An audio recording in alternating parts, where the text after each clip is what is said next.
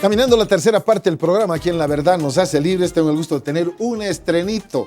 Se trata de Manuel Canelas, él es diputado del Movimiento al Socialismo. Te doy la más cordial bienvenida, gracias por compartir con nosotros. Oye, un gusto conocerte. Muchísimas gracias por la invitación, esperemos que sea la primera de muchas y para mí es un gusto estar aquí. Muy bien, ahora, arrancando, coméntanos, hay un gran sector, o no sé, o pequeño sector que no te conoce mucho, de cómo has entrado a la política, qué hacías antes, dónde has estudiado, etcétera, etcétera. Contanos un poquito porque es importante. Sí, bueno, los apuntes biográficos.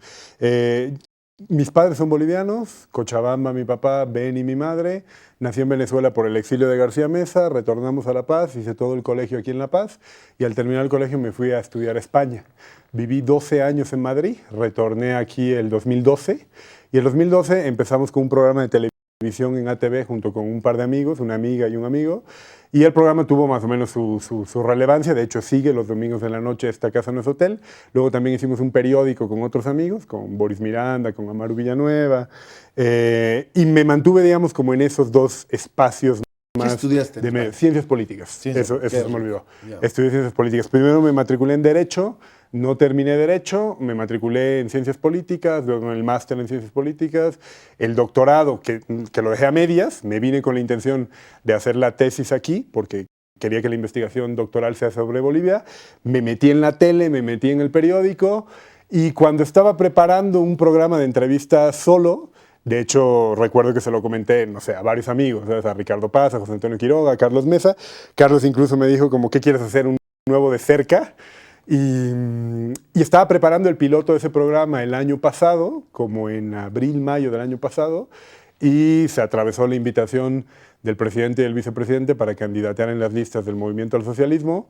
Me lo pensé un par de días, acepté y pues tesis y televisión y periódicos pasaron a mejor vida.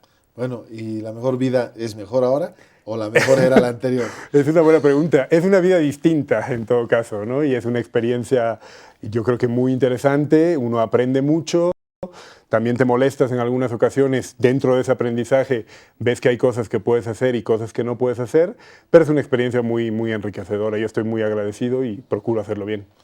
Ahora, has estado un tiempo afuera antes de venir acá. ¿Cuándo llegaste acá a Bolivia? Hace más de 3 años, 3 años y medio. Okay. Entonces has tenido un tiempo como para ver desde afuera, con la perspectiva europea, lo que pasaba en Bolivia. ¿Qué es lo que se dice? ¿Qué es lo que tú, una vez que tenías una percepción de afuera y la vives ahora, tienes como para comentarnos? ¿Cuál es el contraste entre eso? Es una pregunta interesante. Mira, yo por la universidad siempre procuraba estar vinculado a Bolivia. Procurábamos con mi grupo de amigos, investigadores en la Universidad Complutense, que nuestros proyectos de investigación, por nuestros intereses vitales e intelectuales, tengan relación con América Latina y en particular con Bolivia. Entonces mantuve un vínculo, yo he venido mucho, vine el 2008, el 2009, el 2010, siempre intentando tener esa justificación académica y también personal. Y yo veía desde lejos, digamos, con mucho interés lo que sucedía en el país, también porque he militado siempre en organizaciones de izquierda, porque me parecía que lo que estaba ocurriendo era una cosa muy interesante y muy buena, y tenía siempre la pelea con mis amigos de toda la vida acá de, no, tú lo apoyas al Evo, pero porque estás lejos, ya vas a ver cuando vengas lo que no te va a gustar. Y la verdad, yo tenía la intuición de que al volver me iba a gustar, con las contradicciones normales cuando participas en política y cuando vives en tu país. Y el balance es que sí, que me gusta al punto de comprometerme para intentar poner mi grano de arena. La imagen internacional del presidente, ¿sabes? No creo que sea un misterio decir que es muy positiva. En España, por supuesto, cuenta con muy buena prensa, excepto la prensa tradicional de derechas, pero incluso en un espectro liberal, semiconservador o socialdemócrata de izquierda, se ve con mucho interés lo que pasa en Bolivia. Evidentemente, hay verdades. Yo digo, se necesita más valentía para decir lo bueno que para decir lo malo. Para decir lo malo es muy sencillo. Primero que lo tuerces, lo mientes, lo desbalanceas y lo presentas como algo bonito y no es verdad. Y para muchos simplones, o ingenuos, que es la palabra más agradable por acá, es que es sencillo creer lo que se le dice porque tiene flojera de investigar y de investigar la fuente.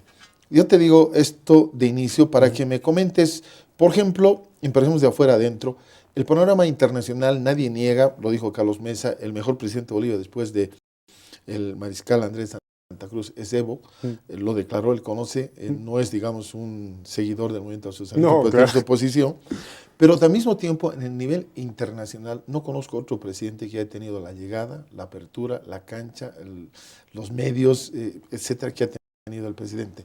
Tú que has estado en Europa y has seguido, obviamente, con tu corazón apoyando lo que es tema social, ¿cómo has valorado esto? ¿Qué nos puedes dar una información? Porque ha estado en Asia, está en Irán, ahora ya Claro. consiguiendo apoyo, etcétera, etcétera. ¿Qué representa para un boliviano que no ve la perspectiva internacional, que ve más allá, ve el vilorio, ve el problema de la esquina, ve el problema más allá, y a veces ha perdido la perspectiva mundial? Hoy día todo es globalizado. ¿Qué dices tú de eso? O sea, yo creo que el mismo Tuto Quiroga, en sus momentos, digamos, de menos virulencia, decía hace poco, después del fallo de La Haya, que evidentemente el presidente Morales tenía una enorme ventana internacional, que tenía muy buena imagen internacional. Para mí lo fundamental de esto que comentas es que yo creo que nosotros como bolivianos, viviendo en Bolivia y peor saliendo fuera, hasta que yo viví aquí con 19 años, teníamos una imagen muy triste de nosotros mismos. O sea, no solo por cuestiones internas, sino que estábamos acostumbrados a ver a nuestros presidentes ir a pedir dinero fuera. O sea, eso lo recuerda cualquier persona que tiene más de 15 ¿Podemos decir años. mendigar, quizás? Y a mendigar, ¿sabes? A negociar el participar o el apoyar la intervención de España en la guerra de Irak a cambio de que nos condonen 60 millones de deuda. Eso es lo que hizo Gonzalo Sánchez de Lozada cuando José María Aznar entró a la guerra de Irak en el 2003. Goni visita Madrid en el 2003 y esa es la negociación. Tenías presidentes que iban fuera a conseguir dinero para pagar los aguinaldos. Entonces, ¿qué idea de dignidad y qué orgullo de ser boliviano tenías si tú sabías que tu presidente era un emisario, digamos, de buscar compasión fuera? Entonces, tú cuando viajabas, y eso lo hemos escuchado todos, intentabas no decir que eras boliviano. Entonces, eso estaba absolutamente extendido, sobre todo en las clases acomodadas, que eran las que más podían viajar.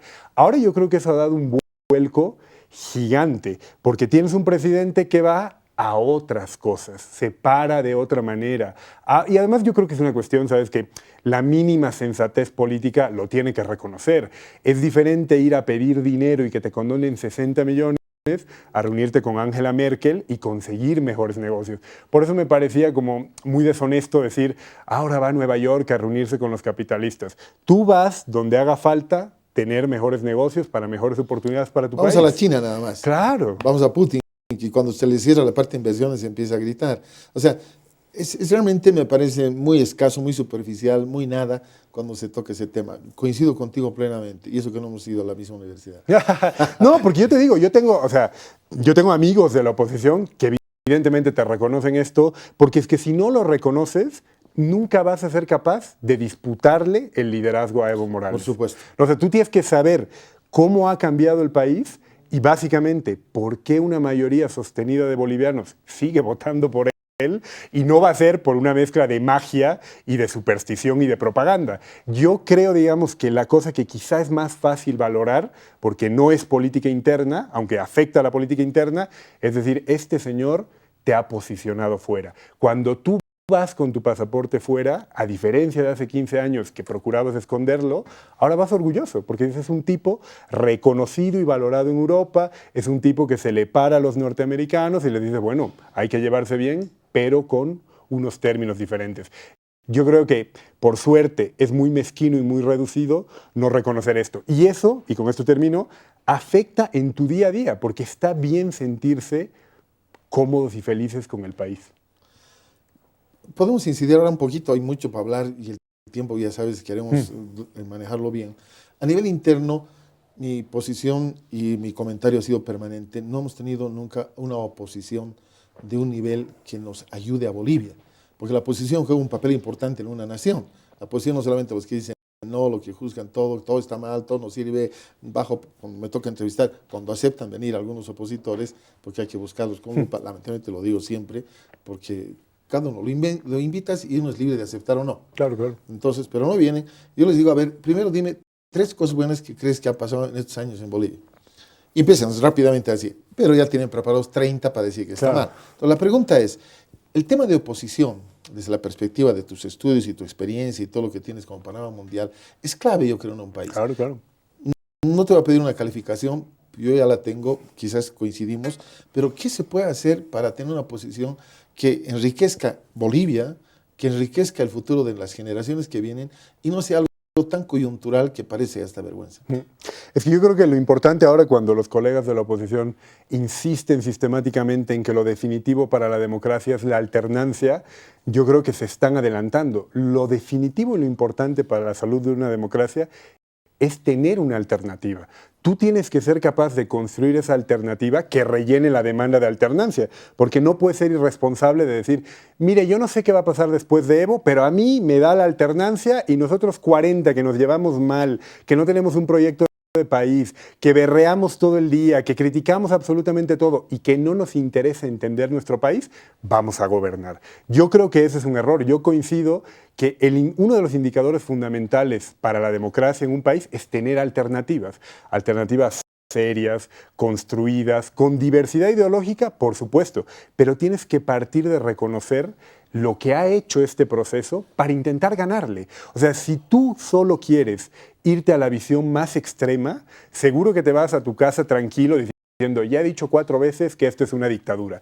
Pero la pregunta clave y responsable para un actor político es decir, ¿cómo entiendo yo a Bolivia hoy? Y sobre todo, ¿cómo le doy mejor respuesta que el MAS a las verdaderas nuevas demandas de la gente? La gente, cuando fue a votar en octubre de 2014, no fue a votar pensando que vivía en una dictadura. Por Dios, o sea, es evidente que no. Hay muchos que ni conocen lo que fue una dictadura, jóvenes que votaron, hay gente así, o los antiguos que perdieron la memoria. Claro, claro. Y además, si tú ves los discursos, el único que manejó el discurso más extremo fue Tuto Quiroga, que decía narcoestado, dictadura. Quiroga sacó el 2005 28%. Cuando candidateó a su partido para la constituyente, de 28 bajó a 15.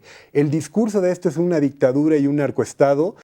En octubre le dio menos de 9%. La gente le manda un mensaje claro a Tuto Quiroga, váyase a su casa. La oposición tiene que encontrar otra manera de construir una alternativa en las contradicciones y en las insuficiencias del MAS, no haciendo una enmienda a la totalidad y decir estos 10 años han sido lo peor, porque eso no te lo cree nadie. No te lo cree la gente que ahora le va mejor en su trabajo, no te lo creen las familias que ahora pueden meter por primera vez un hijo a la universidad. Y claro que hace falta una mejor oposición para hacer un mejor proyecto de país, para que el MAS mejore, nos hace falta una mejor oposición. Y una oposición que seduzca y que convenza a más gente es lo mejor para la salud democrática de este país. Ahora, lo que me preocupa es que en esta coyuntura del referéndum no estamos viendo lo mejor de la oposición. Estamos viendo casi lo peor.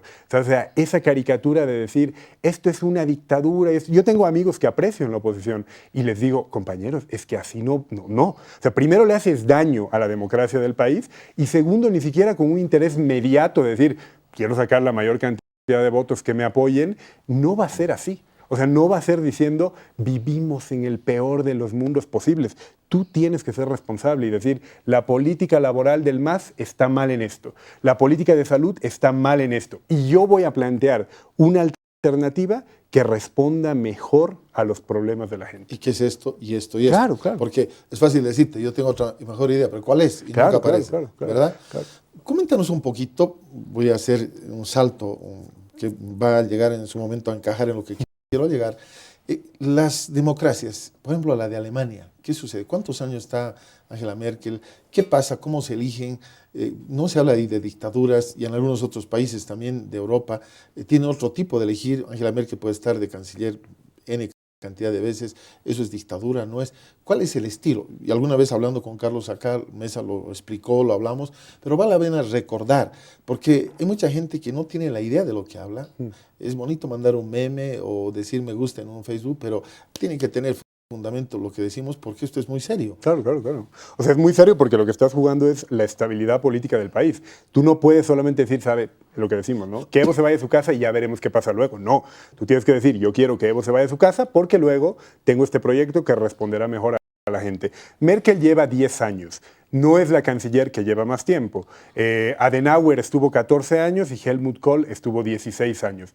Merkel, el 17, terminaría esta legislatura, digamos su tercer periodo, y se especula con la posibilidad casi cierta de que se presentaría a un cuarto periodo más. En ese caso, superaría el récord de Kohl, que estuvo 16 años. Pero no es dictadura que No, haga o sea, eso.